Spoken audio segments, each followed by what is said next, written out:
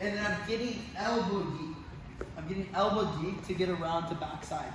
Initially, if I get my foot position where I find it on the hip, I'm reinforcing it with my other hip. Sorry, not my other hip, my other foot, right on the Achilles. Until I can change angle and start pushing this off, I make sure this is slightly reinforced.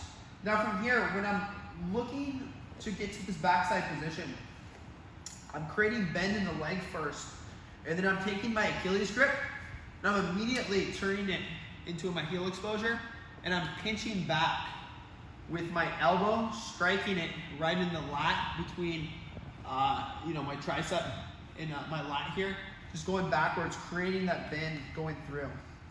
From there, it's just always a good practice, the run out reaction to get the hang of. So the second Luis goes to flee, I'm gonna take this out and I'm gonna keep this elevated. I'm just gonna come into this stacking position. So the two kind of go hand in hand. Where now I can work towards the back, or I would never do this, but I could always say never, but I usually when I can go back to our backside 50-50. So right now we're focused on his reaction, just running straight out. I take my Achilles grip and I go right to the knee. And as he moves, he gives me momentum. So he's pulling me up.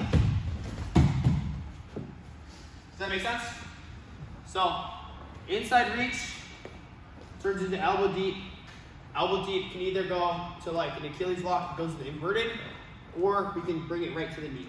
So we're going through. I make sure I'm left lead. I reach long, 1, 2, and I come in. From there, it happens so fast a lot of times, I don't get to the point where I'm reinforcing. Just make sure if they are upright posture, you have some foot reinforcement, so you're not putting all the tension on the outside of your knee. However, if you can skip this step, it's always a good practice, where you're just immediately pushing them out with the momentum. From there, again, we're creating that bend, and then we're taking our grip, we're pulling it back, and just practice looking again that tension with one arm. From there, I make sure I get deep again, where this is coming through. And a lot of times, I make the choice between control and finish. If I feel like Luis is fleeing, I'm not gonna go to my Achilles grip where I'm gonna try to fish him with the invert heel hook. I'm just gonna keep this in, and as he moves, I bring it to the hand, 1, 2, and I look to cover. So now we'll get into what could happen as far as head placement. So, Luis, how comfortable do you feel with this move? Me doing it? You doing it. Would you rather be? Rather be up. You'd rather be. Okay. So you're just gonna literally hinge like this. Okay. So a lot of times when you go, they bring their head down for defense, and this is where it becomes dangerous. So as we go, 1, 2, this happens where this leg on the outside finds the head as we're trying to get around. And sometimes they're even tighter, where it's just, they're hitting it, and maybe they're even getting their leg back, but we have this action of the shin finding the ear.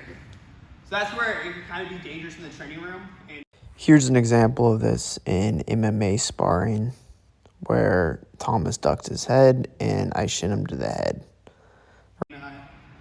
What will occasionally pop up, and why I tend to do this move a little bit less from standing position in the training room, where I don't mind doing it as much from the ground, where I'm here, maybe they pull, and I'm coming in, and I do it less from an upright standing position in the training room, because there tends to be shins finding the head and stuff like that.